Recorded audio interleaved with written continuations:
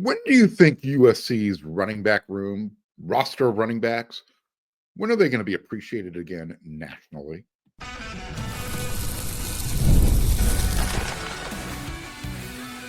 You are Locked On USC, your daily podcast on the USC Trojans, part of the Locked On Podcast Network, your team every day. Fight on, everyone. I am your host, Mark Holkin, and thank you for making Locked On USC, which is part of the Locked On Network, your first listen every day. Whether you want to watch this show on YouTube, wherever you want to download your podcast, it's always free. And I will always appreciate your support. Today's episode is brought to you by FanDuel. Right now, new FanDuel customers, you can get $150 in bonus bets if your first $5 bet wins. The question that always comes up at the front of the line, during the offseason, during the season, is, especially when we're analyzing USC's offense, it always starts with the quarterback, the wide receiver, playmakers. Okay. When will the running backs start getting some love? And I know everything starts up front with the offensive line. That's not the question. That's not the topic. We're talking about breakout players. And that's usually, the guys who are impact players who are going to make a play, whether it's, throwing the balls quarterback, carrying the balls a running back, catching it as wide receiver, or if you play on the defensive side of the ball, making a play. But I want to focus right now on the running backs. When will USC's running backs get some love again nationally? I mean, last year you had Woody Marks, ran for 1,100 yards. He was the first Trojans running back to rush for 1,000 yards. You have to go back to 2017. Yeah, Ronald Jones. So Woody was a transfer from Mississippi State last year. Rojo, the Texas Tesla, USC recruited him out of high school from the state of Texas. I just to kind of remind everybody, because I had to remind myself when I went and looked up the stats. Rojo was really good running the ball in his 3 years at USC. 3,600 yards. That'll get it done. I can take an average of 1,200 per year. And that helped him get drafted by the Tampa Bay Buccaneers in the second round. Coach Riley, Coach Anthony Jones Jr., they added another 1,000-yard rusher from the transfer portal, Eli Sanders, New Mexico. And when you look at the room, the way it's broken down, you've got Brian Jackson, Amarian Peterson. They're returning for their second seasons. They were, again, 2 high school recruits, coincidentally, out of the state of Texas. And then you've got 3 guys coming in to join them, Eli, Brian, and Amarian. You have Harry Dalton, the recruit from Virginia. You've got Riley Wormley, another running back from Texas. And you've got the JC transfer, Waymon Jordan. I'm bringing this up because another one of those way too early lists was just released. This was they called it a top breakout player. This is On3's top breakout player list. Let me run through this list real quick. You've got Mekhi Hughes. He's a running back. He's going to Oregon. You have a tight end, Luke Reynolds, Penn State. Jacoby Lane, wide receiver. Running back, CJ Baxter, Texas. Quarterback, Julian Sayin, Ohio State. Wide receiver, Mike Matthews, Tennessee. Quarterback, Dante Moore, Oregon. You have a defensive end. His name is Will Help, Clemson. He's actually a transfer from Purdue. You've got wide receiver Cam Coleman at Auburn and quarterback Bryce Underwood, Michigan. So you saw just one defensive player's name was added onto that list. And you have 2 running backs. Why not a running back from USC? Why isn't Eli Sanders? I don't know. Maybe he's already broken out. He's a senior. He's had a 1,000-yard year at New Mexico. But explain to me how someone, again, who has 2,700 yards of rushing, 22 touchdowns in his 2 years at Tulane, and I'm referring to Oregon's transfer running back, Mekhi Hughes. Why is he at the top of the breakout list? Because he transferred to Phil Knight U? I mean, to me, I think he's already broken out. Again, 2,700 yards, 22 touchdowns in 2 years. You know who he is, right? Or are you saying he's going to break out and all of a sudden become the #1 Heisman contender? Is that it? Make that list. He doesn't belong on your breakout list. You got sophomore Luke Reynolds, the tight end from Penn State. He saw some backup duty last year, but I get why a Penn State tight end made the list. Trust me, they've got a long history of using their tight end. And the one last year, last name Warren, yeah, he had quite a game against USC. You heard me mention Jacoby Lane's name. He was number 3 on the list. Last year, just to kind of remind everybody, he was second in the Big Ten Conference. He had 12 touchdowns. He was right behind Jeremiah Smith, who led the conference with 15 touchdowns, who also played a few extra games. I mentioned the name C.J. Baxter, the running back from Texas. He ran for over 600 yards back in 2023, and then he missed last year with an injury. I understand why he's on the list. You have Ohio State's presumptive starting quarterback. Last year, Julian Sayin got some garbage time, completed 5 passes, 12 attempts. Tell you what, let's see who has a better eye for quarterback talent. Is it Lincoln Riley, or is it Ryan Day, who is considered also a good eye, a good judge of young quarterback talent? Remind everybody, Chip Kelly is now Pete Carroll's offensive coordinator in Las Vegas. So we'll see what happens there. Is Brian Hartline going to be the dude? Is Ryan Day going to be involved in play calling?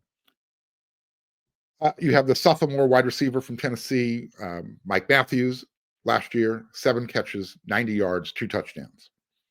You got Nico Iamaleava as his quarterback. I understand why there's some, some good vibes feeling there. We'll see what happens. Dante Moore, again, the quarterback, Bill Knight University. He was at UCLA. He transferred there because he didn't want to be forced to play too soon. So now he's going to be the guy with Dylan Gabriel off collecting Social Security somewhere. I mentioned the only defensive player, Will Help. He's actually a transfer from Purdue. Defensive end, he's going to Clemson. Clemson has a lot of success with one guy every year on defense. Maybe Will's going to be that dude this year. They're kind of forecasting the numbers. Hey, look what he did at Purdue. It's pretty productive. Imagine what he can do with Dabo Swinney. You get the wide receiver Cam Coleman from Auburn. I don't care. Until Auburn figures out a quarterback, you can have as many guys ready to have breakout seasons as you want. And then the quarterback Bryce Underwood at Michigan. True freshman, just got there, still learning the system. So as I mentioned, only 2 running backs made the list, and not one from USC. Again, why is Mekhi Hughes a breakout player, but not Eli Sanders? Is it due to play calling? Is that what this comes down to? And why isn't Mekhi Lemon on that list with Jacoby Lane? Jacoby is the guy who you're looking, okay, that dude's a freak. He can jump. He can make the unnatural look natural. Great one-handed catch. But Mekhi Lemon, he's that guy. I think both of them are going to have huge years in 2025. I think Mekhi Lemon is going to have more receiving yards. I think Jacoby Lane, again, is going to be, all he does is catch touchdowns. Chris Berman used to say that about Chris Carter. All he does is catch touchdowns. He's a human highlight reel. So On3 put together this breakout list. It's one of theirs. This one was put together by Ari Wasserman. Forget his dislike for USC. I don't know if he really dislikes USC. It's either that, or he just likes clickbait, because he really overlooks a lot of things that USC's doing really well. A lot of positives. But again, why isn't Brian Jackson on the list? Better question. Why isn't a USC running back on a list like this every single year? Just like USC should have, a top 10 or better recruiting class every year. The Trojans should always have one of the best running backs in the country every single year. So again, are USC's running backs, are they being handicapped by the play calling? I mean, coming off a 1,000-yard season with a Trojan running back, you'd think their running game would be back on everyone's national radar. saying, all right, Lincoln Riley, he's using the running game again. Who do they have on their roster? Oh, Brian Jackson looks like a dude. Marion Jackson, he looks like a dude. We know what Eli can do. I'll say it. Jacoby Lane is on the list of breakout players. He deserves to be there. Makai Lemon, though, total disrespect. USC does not have a running back, a quarterback, or anyone on the defensive side of the ball making these types of lists. Should Jaden Mayava be on their breakout watch list? Why not?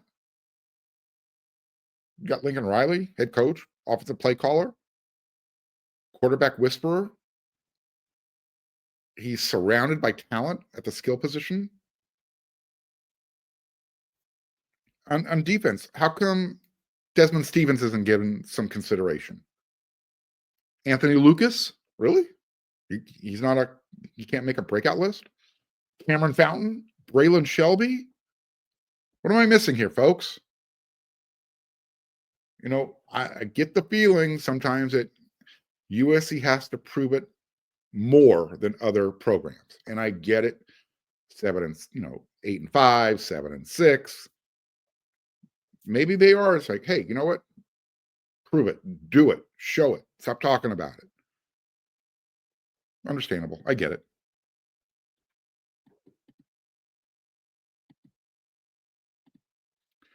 When the game tips off, the NBA action is just getting started, and there's no better place to get it on all the action than with FanDuel, America's #1 sports book.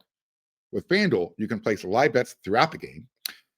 So even if you missed the opening tip-off or you want to bet on a fourth quarter comeback, you can stay in the action. And if you're looking for a bigger payout, you can even combine your live bets into a same-game parlay. You'll love using FanDuel's live betting feature because it keeps every moment of the game exciting. It's going to keep you enthralled. Whether you're backing your team for a late-game rally or picking a player to hit a clutch free throw, you will never feel like you missed a chance. Plus, the FanDuel app, super easy to navigate. And when you win, they're going to pay you instantly. Right now, new FanDuel customers can get $150 in bonus bets if your first $5 bet wins. Just visit FanDuel.com to join today. That's FanDuel.com for your shot at $150 in bonus bets. Make every moment more with FanDuel, an official sportsbook betting partner of the NBA.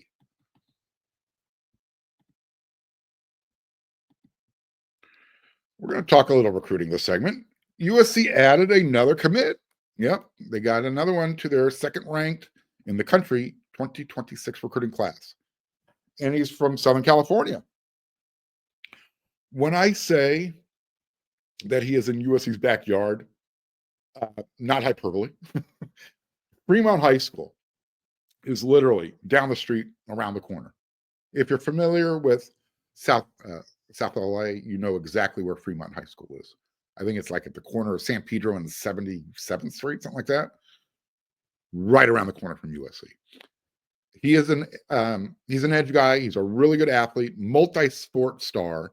His name is Andrew Williams. Never heard of him before, right? Neither did I. I'll be completely honest with you. This one came out of the blue. I saw his name and commitment. I said, oh, geez, I better do a little bit of research. Who is this guy? He's 6'5". He's 220 pounds. Again, Fremont High School, LA, California. He chose USC over. He had offers from San Diego State, Colorado State, and he was also getting some interest from some other Power 4 programs as well. He announced his commitment on X, just put out a nice little brief statement. He said, I'm thrilled to announce my commitment to the University of Southern California to continue my academic and athletic journey. It's time to focus on my upcoming season. Short, sweet, to the point. Like I said, he made his announcement on X. As a junior, okay, he's finishing up his year in school right now. He'll go through summer. In the fall, he becomes a senior. As a junior, his football season, he had 80 tackles. 10 of those were for a loss. He also had 9 sacks. He forced 3 fumbles. Oh, by the way, he plays offense as well. He scored 12 all-purpose touchdowns. Yeah, he's an athlete. He ran it for 9 times. He also caught 3 passes for a touchdown. Right now, he's unranked. According to On3, he's unranked. But according to the 24/7 network, he is a 3-star prospect. I want to remind everybody, it's February, okay? And for those of you who look at the stars and think that's the end-all be-all, that's the only thing that matters, fine. Just because he's a 3-star on February 12th doesn't mean he's going to be a 3-star this summer or when the re-rankings come out again during the fall. My point is these rankings are going to be adjusted a couple more times before any of these young men actually put pen to paper on letter of intent day, whether that's in December or February 2026. So USC now has 9 guys committed to their class of 2026. And it's got a lot of defense. It's got a heavy influence of defense, and it's got a heavier influence of guys from Southern California. And that's really cool, right? That's what we want. Again, you may or may not have seen Scott Schrader's post on X regarding Andrew Williams and his commitment, but he got the opinion of a coach from Southern California. I'm not going to tell you which one, but this is what this person had to say. Easily one of the premier athletes in the area. He made plays at defensive end, tight end, running back, and wide receiver. 6'5", 220 pounds, with plenty of room to put on strength without losing a step. He's got the desire to be great, which will only help his development. He can project well to a few positions, but his highest upside is likely at edge, defensive end. You gotta like that. That's good praise coming from a high school coach and not his. I can tell you that. When I went and I looked at his profile, because I had to find out who is this young man. I saw that he had that offer from Colorado State. So my initial reaction was, okay, this is a Chad Savage find. This is one of those guys that Coach Savage is talking about. Nope. Found out it wasn't necessarily a Chad Savage guy. Chad might have said, hey, I know about this young man, but this is a Coach Henny find. Eric Henderson, he just keeps looking for those diamonds in the rough. He found him. This is his dude. And if you're not familiar with city section football in Southern California, used to be really good. A lot of talent used to come through the city section. Not anymore. That talent is spread out. And Fremont isn't exactly a football factory. It's not a school that's churning out a lot of guys like a Mater Dei or a Sierra Canyon or a Centennial, which is a public school.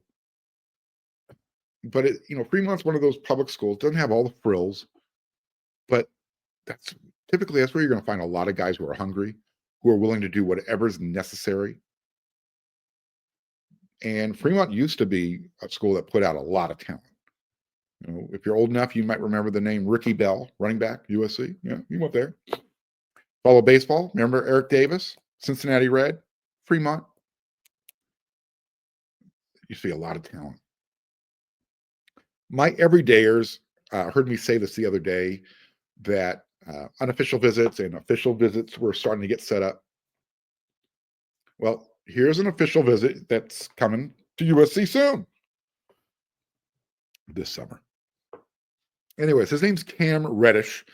He's a top-tier talent at safety. He's from North Carolina. USC is one of 4 official visits that he has already set up. He's got everybody breathing down his neck. He's got offers from everybody. I mean, Tennessee, Notre Dame, USC, among others. He's 5'11". He's on 180 pounds. But so far, young Mr. Cam Reddish has set up his official visits with Indiana, May 2nd, Virginia Tech, June 6th, Notre Dame, June 12th, and USC, June 20th. That's usually right around the time where USC's throwing one of those summer bashes. And when he does arrive in June, that will be his first time in LA. and on USC's campus. So we'll see how it works out. But he apparently likes USC enough that he's willing to set up an official visit. Again, Eric Henderson, he's the guy out there doing the legwork. He went and checked out Cam at his high school back in January. Right now, Doug Belk, which would be his position coach, and one of USC's call them talent evaluators. His name is Weston Zernickel. Works behind the scenes in the front office, part of Chad Bowden's staff. Reddish explained why USC is getting one of those. And official visits are for guys who are really serious. USC doesn't want to take official visits from guys who just want to come out for the visit. But this is why Cam said he wants to check out USC. He said the culture and the love that they've been showing towards me. They are one of the schools that probably reaches out the most, end quote. Good thing to hear. As far as unofficial visits so far, he's been to Vatech 4 times. So you would think they're probably in the lead. He's been to Notre Dame. He's been to North Carolina. He's been to Wake Forest. Each of those schools twice. He's been to Liberty University. He's been to Wisconsin, Tennessee, Duke, NC State. I don't know if he'll make it out to LA from an unofficial visit. It's not out of the question. But we do know that he has an official visit set up for June 20th. So USC's recruiting, they're working, and they're making sure everybody's feeling the love. As I mentioned in the first segment, I love that USC's 2026 class, it's got a heavy California influence. Love it. Gotta love it. But you can always supplement, USC's roster with a few special guys, pick them, pluck them from across the country. Get one guy from Georgia, one guy from North Carolina, Ohio, Florida. But you don't need a lot of them. I'll say it again. USC can field a championship roster with guys just from the state of California. And look, I think JD Piquel, I think you saw one of my recent episodes of Locked on USC when I said that. I literally just said that, last week? All USC needs is for the best guys in Southern California to stay home. Put a lock on that fence. Keep everybody out. Say, all right, USC is going to tell everybody, look, this is who we're taking. This is who's left. You go choose from the scraps. And I don't mean that in a negative way to the guys who USC's not taking. But look, it's all merit-based around here. You want to be the best, you got to take the best. And USC's coaching staff, they're looking for a certain type of player. Doesn't mean you're not USC. Doesn't mean you're not a USC caliber player, but this particular staff, they are focused in on certain guys for certain reasons. So you can take it personally, or you can just say, hey, you know what? I got to figure out why USC didn't want me, and then make them want me. Nothing wrong with that. One more segment to go. And this one, I'm going to ask you guys this question. And it isn't an easy question, but you got to pick one.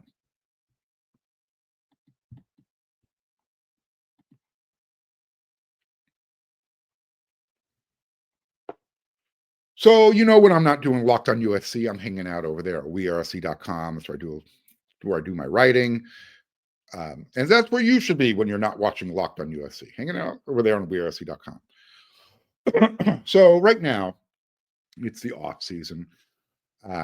We're doing one of those ask us any question you want type of threads where it's just like, you know what? Throw it against the wall, see what sticks, and wait for our answer. And it's about anything, literally. Lots of, what's your favorite movie, your favorite taco place?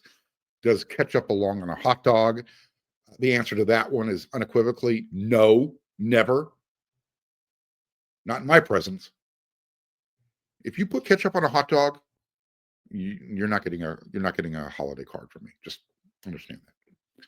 And we might have to have a serious discussion. But there was a football question that I thought I would throw it out here. I want your responses because I thought it was actually a pretty intriguing question. Out of Norm Chow, Steve Sarkisian, Lane Kiffin, and now Coach Lincoln Riley, Who runs your favorite style of offense? Again, who runs your favorite style of offense? Norm Chow was considered one of those guys who loved to throw the ball. He's considered one of the great play callers in college football history. Did it forever. He made his name at BYU. His quarterbacks put up big numbers. Steve Sarkisian was one of his proteges, one of his pupils. In fact, Steve Sarkisian and Lane Kiffin both worked with Norm at USC. So Sark, Kiffin, even Norm Chow had some amazing talent that they made them look really good at USC. And they parlay, as far as Sarkisian and Kiffin, they were able to parlay that into multiple head coaching jobs. Now, Riley is obviously the guy in charge at USC. Norm Chow's first year at USC, he had full autonomy. He was in charge of the offense. He got to choose his own offensive line coach, and he was given carte blanche for, to call plays. You do it. Figure it out. The following year, Norm Chow's offense was renamed USC's offense.